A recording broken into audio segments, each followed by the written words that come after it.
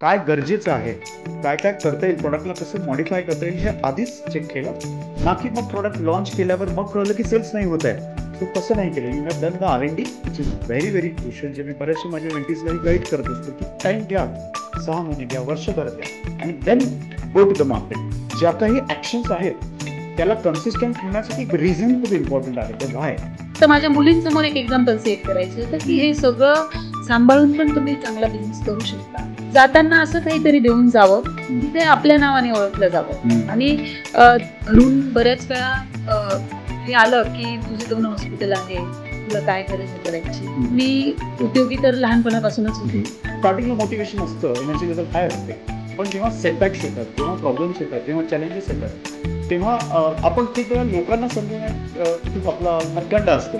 पण स्वतःला जेव्हा समजवायचं आहे की हे जरी सगळं असतं तरी तुला करायचं आहे, तरी तुला पुढे जायचं आहे, हे सगळं टॅकल करून तुला बिझनेस करायचा आहे, आणि म्हणूनच तू एक स्त्री आहेस.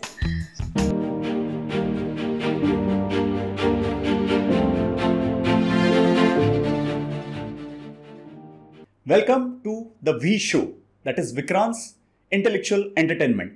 In this show, I am interacting, I am having great conversations with some great people, entrepreneurs, woopreneurs, that is women entrepreneurs. So today we have Dr. Monali, who is going to share her story about how she has decided to become a woman entrepreneur. And in the journey, she might have faced a lot of challenges, who has an interesting story to share. So Dr. Monali, welcome to this show. I'm really happy and I'm really glad. Thank you. Thanks, Dr. Vikrant. Thanks for inviting me for this podcast. Thank you so much. Super. I'm really looking forward and very excited for this show. So Dr. Monali, in this show, मी तुम्हाला काही questions विचारणार in regards to how you started your business, what is your business about, what is your product about, what are the challenges you faced, and I'm sure when you will be answering, जे काही तुम्ही answer द्याल त्याच्याने बरेचशा लोकांना एक inspiration भेटणार आहे to fight the challenges and to start a business, specially the women entrepreneurs, aspiring women entrepreneurs. So are we ready? Yes. Super. So my first question is, Dr. Monali, what is your business about? Exactly तुम्ही काय करता? Okay. I'm Dr. Monali Wagh. I'm a doctor. I'm practicing since 15 years. माझे 2 hospital आहेत. एक Adarsh hospital जे pediatric plus gynaec unit आहे, आणि एक ग्लोबल हॉस्पिटल नाशिकमध्ये आहे जे सुपर स्पेशालिटी हॉस्पिटल आहे.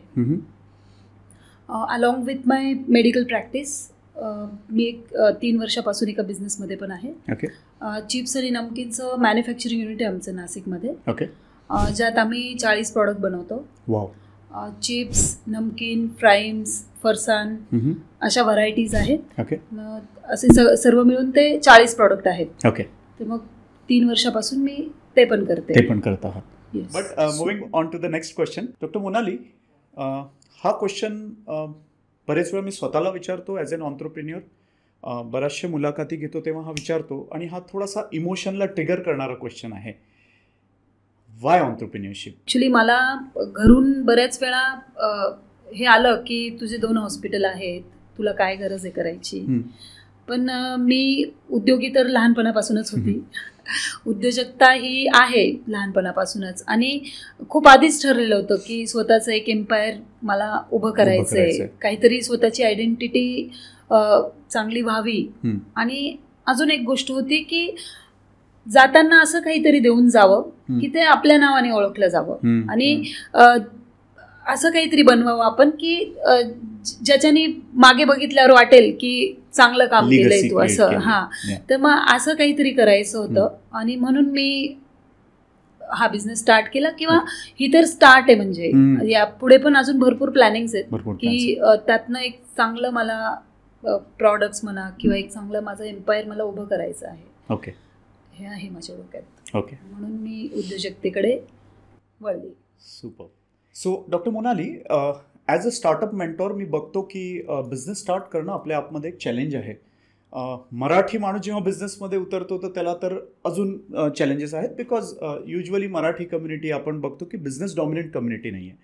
तुमच्या केसमध्ये एक वुमेन ऑन्टरप्रेन्युअरशिप करणं, कारण की फॅमिली रिस्पॉन्सिबिलिटीज किंवा बरेचसे काही चॅलेंजेस असतील, तर ॲज अ वुमन ऑन्टरप्रिन्युअर तुम्ही काय काय चॅलेंजेस फेस केले आणि कसं तुम्ही त्याला ओव्हरकम करता? ओके, डेफिनेटली म्हणजे वुमन एंटरप्रेनर म्हणून बरेच चॅलेंजेस मी फेस केले. आता स्त्री पुरुष समानता किंवा इक्वेलिटीवर बऱ्याच चर्चा होतात आणि आता बरीच कंडिशन चांगली आहे आता वुमन्सची किंवा फिमेल्सची म्हटलं तर. पूर्वी जे काही खूप जास्त चॅलेंजेस फेस करावे लागायचे त्यापेक्षा नक्कीच कमी आहेत आणि आता फॅमिलीज पण सपोर्ट करतात. पण तरीही म्हणजे एका स्त्रीला जे चॅलेंजेस असतात तर पुरुषापेक्षा ते नियम बरेच वेगळे असतात बिझनेसमध्ये. आता पुरुष टिफिन घेऊन सकाळी निघून जाऊ शकता, तर मागे घरात काय काय हवंय काय नकोय हे सगळं एका स्त्रीलाच बघावं लागतं आणि ते बघून मग बिझनेस बघणं ते खरंच चॅलेंजिंग असतं. आणि मी पण बरेच चॅलेंजेस फेस केले, जसं ग्रॉसरी पासून तर घरात लागणाऱ्या प्रत्येक वस्तूपासून तर मुलांचा अभ्यास घेण्यापासून सगळं घरातलं करून प्लस सोशल गोष्टी सांभाळून, लग्न आहे, नातेवाईकांशी रिलेशन मेंटेन करणं आहे, त्या सगळ्या गोष्टी सांभाळून आणि मग बिझनेस बघणं, तर हे खरंच मल्टीटास्किंग होतं खूप आणि डबल काम असतं ते. त्यामुळे चॅलेंजेस तर आले, अजूनही येत आहेत आणि ते येतच राहणार आहेत. पण तरी मी स्वतःला समजवते की हे सगळं टॅकल करून तुला बिझनेस करायचा आहे आणि म्हणूनच तू एक स्त्री आहेस, तर ते करावंच लागणार आहे. आणि त्यानंतर मला 2 मुली आहेत, तर मुली शिकतायत आता चांगल्या, त्या चांगली डिग्री घेतील. तर स्त्रियांच्या मनात खूप वेळा असतं की मी एक स्त्री आहे, मी हे करू शकते की नाही, मी ते करायला नको. खूप रेस्ट्रिक्शन्स आपण स्वतःला लावून घेत असतो.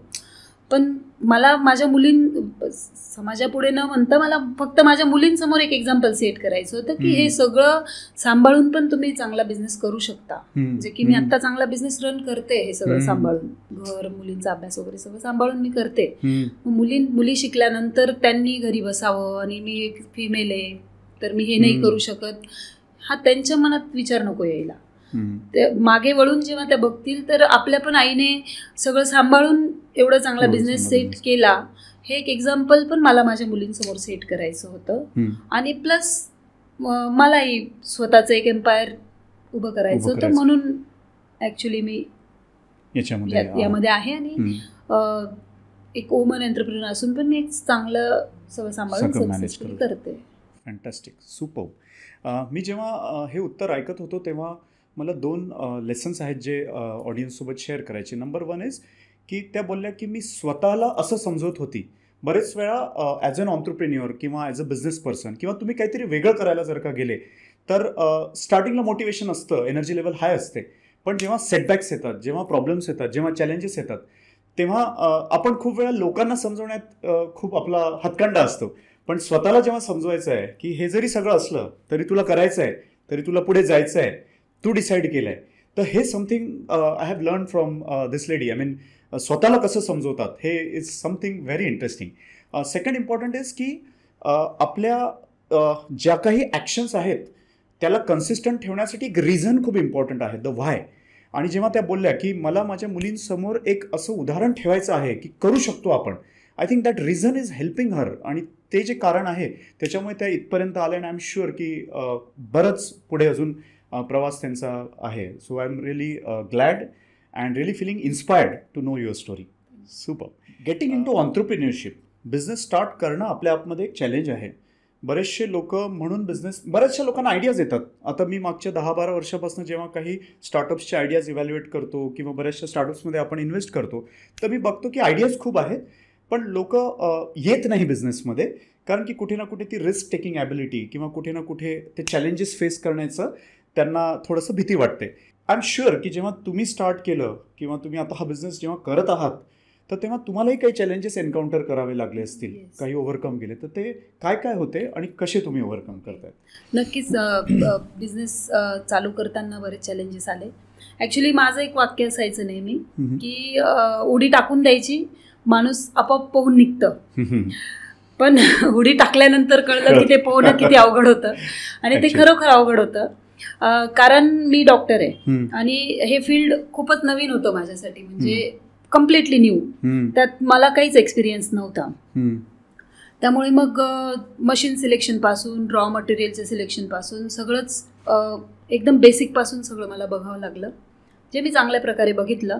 त्यासाठी मग राजकोट, अहमदाबाद, इंदोर बऱ्याच ठिकाणी व्हिजिट्स करून मग आम्ही मशीन सिलेक्ट केले. आणि त्यात आधीचं काहीच बॅकग्राऊंड नसल्यामुळे पण बरेच चॅलेंजेस आले. मग त्यात प्रोडक्शन कॉस्ट कशी बसेल, कुठलं मशीन वापरल्याने ती कॉस्ट कमी करू शकू यावर अभ्यास केला. आणि त्याचे जे मॅन्युफॅक्चरिंग युनिट्स होते माझ्या बिझनेसशी रिलेटेड किंवा सेम तसे, तर त्या पण खूप मॅन्युफॅक्चरिंग युनिट्सला मी आधी व्हिजिट केलं. तिथे कसं काम चालतं ते बघितलं आणि मग हे सगळं केलं आम्ही. मग त्यात पण चिप्स जे बनवतो आपण त्यातही काही स्पेसिफिक व्हरायटीज लागतात बटाट्याच्या. तर त्या सगळीकडेच मिळतात किंवा सगळीकडेच पिकतात असं नाही. ते फक्त गुजरात किंवा MP मध्येच तो बटाटा होतो. मग त्यात आम्ही आमच्या पद्धतीने पण काही प्रयोग करून बघितले की आम्ही लोकल बटाटा मागवून बघितला, तो तळून बघितला, त्याचे पूर्ण काळे चिप्स आले होते, ब्लॅक.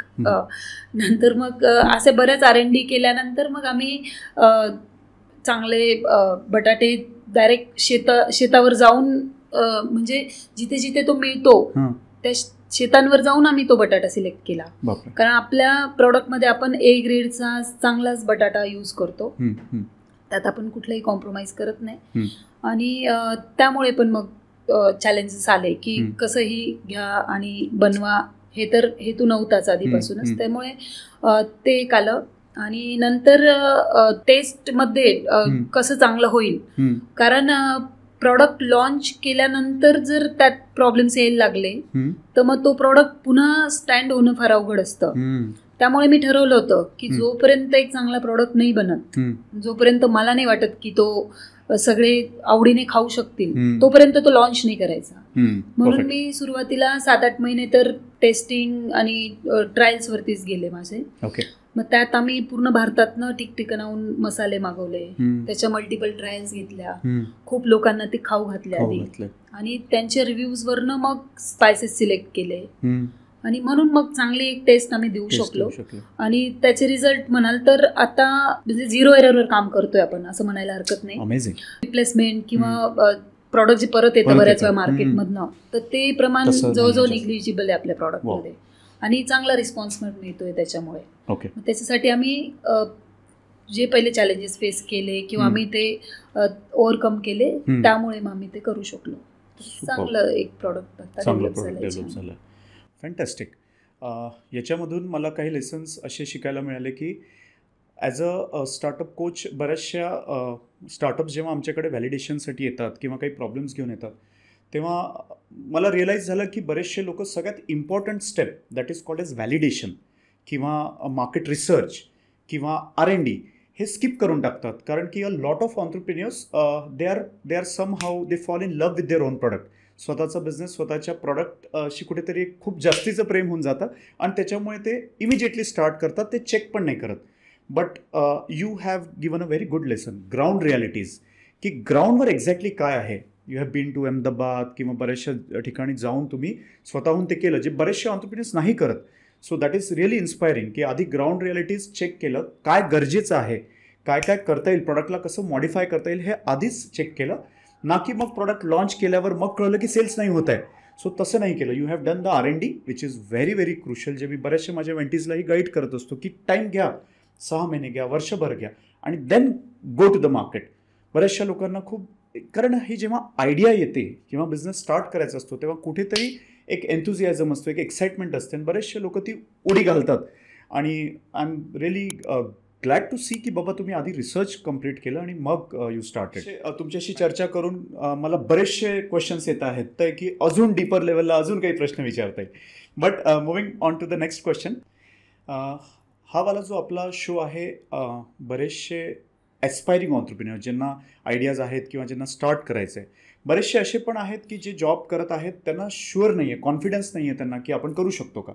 आणि बरेचसे स्टुडंट्स पण आपल्या कम्युनिटीमध्ये आहेत जे हे बघतील. सिन्स तुम्ही या बिझनेसमध्ये आले, हे इतके सारे एक्सपिरियन्सेस तुम्ही घेतले, तर जे ॲस्पायरिंग ऑन्टरप्रिन्युअर्स आहे किंवा ज्यांना यायची इच्छा आहे त्यांच्यासाठी तुम्ही काय ॲडवाईस द्याल किंवा काय सजेस्ट कराल की हे केलं गेलं पाहिजे किंवा हे अवॉइड केलं गेलं पाहिजे? मी जेव्हा ह्या बिझनेसमध्ये एंटर करणार होते तर त्याआधी मला वाटत होतं की काय माझा स्वभाव आहे तो की काय नाही होऊन जातं, म्हणजे प्रयत्न केले किंवा आपण ट्राय करत राहिलो तर होतं आणि खरंच ते होतं. म्हणजे आपण जर कन्सिस्टन्सी ठेवली, चांगलं केलं तर होतं. आणि मी जसं म्हटले की मी नेहमी म्हणायची की उडी टाकली की माणूस पोहूनच निघतं, तर खरोखर पोहूनही निघतं. पण ते पोहणं किंवा ते जे स्ट्रगल आहे ते थोडं इझी करण्यासाठी ना आपण कुठल्याही बिझनेसमध्ये पडण्यापूर्वी त्याची पूर्ण माहिती घ्यावी आणि मगच त्या बिझनेसमध्ये पडावं. म्हणजे बिफोर इन्व्हेस्टिंग अ पेनी तुम्ही आधी बघा की तो बिझनेस काय आहे, त्याचं मार्केटमध्ये काय चॅलेंजेस आहेत किंवा त्याचे कॉम्पिटिटर्स कोण आहेत, हे सगळं बघून मग बिझनेसमध्ये पडलं पाहिजे. आणि हे खरंच हे सूत्र जर पाळलं तर मग पुढे इझी होऊन जातं. कारण मला पण मी नवीन फील्ड होतं, एकदम उडी टाकून दिली आणि नंतर मग बरेच चॅलेंजेस फेस करावे लागले. त्यानंतर मला अजून एक सांगावंसं वाटतंय की आपण काय करतो बिझनेसमध्ये पडल्यानंतर, फक्त डेव्हलपमेंट, ॲडव्हर्टिजमेंट किंवा अशा गोष्टींकडे आपण फोकस करतो. पण ज्या बेसिक गोष्टी असतात ना, तर बिझनेसचा मेन जो ग्लिच आहे तो परचेसमध्ये असतो. की परचेस करताना तुमच्या बिझनेसमध्ये जे जे रॉ मटेरियल लागणार आहे, छोट्यातलं छोटं आणि मोठ्यातलं मोठं, त्या प्रत्येकाचे रेट्स तुम्हाला माहिती पाहिजे. तर मी माझ्या बिझनेसमध्ये मी जेव्हा एंटर केलं ना, तर मशीन पासून तर माझ्या मीठ हे सगळ्यात छोटं रॉ मटेरियल माझ्यासाठी, तर त्या सगळ्याचे रेट मी स्वतः मार्केटमध्ये जाऊन मी स्वतः डील केले आधी आणि त्याचे रेट्स घेतले. सुरुवातीच्या खूप डील्स मी स्वतः केल्या आणि नंतर मग माझ्या स्टाफकडे ते सगळं दिलं. त्यामुळे मग मला आता माहिती आहे की कोणतं रॉ मटेरियल काय रेटने मिळतं आणि ते कुठे कॉस्टिंगमध्ये बसवता येतं, कुठे काय करता येऊ शकतं, हे मला माहिती आहे. यावर बरेच वेळ आपण फोकस नाही करत. आपण ॲज अ ओनर आपण बाकीच्या गोष्टींवरती लक्ष देत असतो, पण मेन याच्यात बघितलं पाहिजे. आणि तुमची प्रॉडक्टची कॉस्ट ही तुम्ही बिझनेस चालू करण्याआधीच काढली पाहिजे की काय कॉस्ट असते, ती काय मार्जिन असतं, या सगळ्यांचा अभ्यास करून मग तुम्ही बिझनेसमध्ये पडलं पाहिजे. आणि ह्या गोष्टी पण पाळल्या पाहिजे की जसं रॉ मटेरियल पर्चेसिंग असेल, कारण आपला मेन जो पैसा आहे ना तो तिथे जात असतो बऱ्याच वेळा. आपण त्यात लक्ष नाही दिलं मग लॉसेस वाढत जातात आणि मग बिझनेस बंद करण्याची वेळ खूप वेळेला. तर तसं न व्हावं यासाठी ह्या सगळ्या गोष्टी पाळल्या पाहिजे. सुपर. याच्यातनं इन्साइट मला आला की इन्फॉर्मेशन, आज आपण त्या युगात आहोत जिथे AI, ChatGPT इतके चांगले टूल्स मार्केटमध्ये आहे की getting an information is like a बाय हात का खेल. आणि ॲज यू सेड, बरेचसे बिझनेस ओनर्स इन्फॉर्मेशन न घेता ॲक्शन्स मध्ये लवकर जातात किंवा स्वतः ती इन्फॉर्मेशन, ती इन्साइट्स न घेता ती स्टाफवर किंवा एम्प्लॉईजवर डिपेंडंट राहतात. ऑल्दो आय डझंट मीन की बाबा एम्प्लॉई किंवा स्टाफ व्यवस्थित करत नाही, बट एक as an owner, as a leader, you should be aware, you should know, as you said, की कॉस्ट ऑफ द प्रॉडक्ट किंवा इंडस्ट्री ॲनालिसिस, मार्केटची नीड काय आहे किंवा मार्केटिंग स्ट्रॅटेजीज काय असायला पाहिजे. सो इन्फो छोटासा वर्ड आहे, बट आय थिंक तुमच्या या थॉटमधून मी तो वर्ड परत एकदा माझ्या माइंडमध्ये स्वतःला ॲज अन ऑन्टरप्रेन्युअर रिवाईज केला की information is the key. To conclude, एक लास्ट क्वेश्चन माझ्याकडे आहे. हे तर झालं पास्टमध्ये काय काय झालं किंवा प्रेझेंटमध्ये तुम्ही काय आहात. एक ऑन्टरप्रिन्युअरच एक असा ब्रीड आहे मला असं वाटतं की ज्याला व्हिजन असतो, जो फ्युचर बघत असतो. बरेच वेळा ते फ्युचर जे कदाचित त्याच्या फॅमिली मेंबर्सला नाही दिसत, कदाचित त्याच्या टीमला नाही दिसत, पण त्याला दिसतं ते. त्याचे म्हणून काही फ्युचर प्लॅन्स असतात, काही स्ट्रॅटेजीज असतात.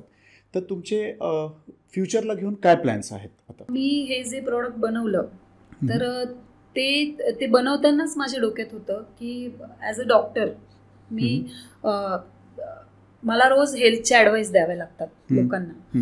तर मग मी असं काही नाही बनवू शकत की ज्याने हेल्थ खराब होईल लोकांची.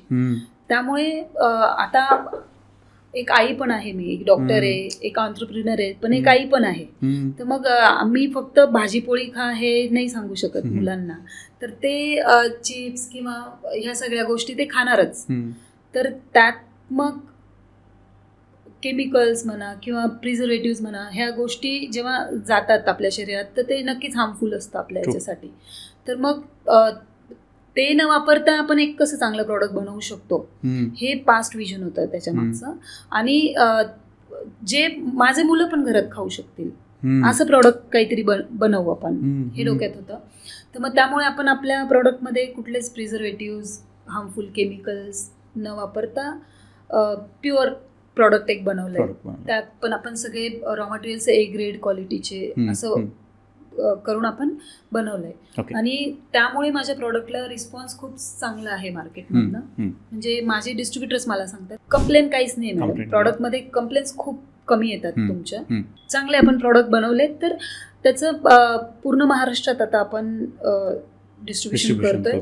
आणि नंतर पॅन इंडिया प्लस एक्सपोर्टचा पण प्लॅनिंग आहे. हो. आणि त्यात आता 5 रुपयाच्या व्हरायटी आहेत माझ्या प्रॉडक्टमध्ये, 5 रुपये MRPच्या.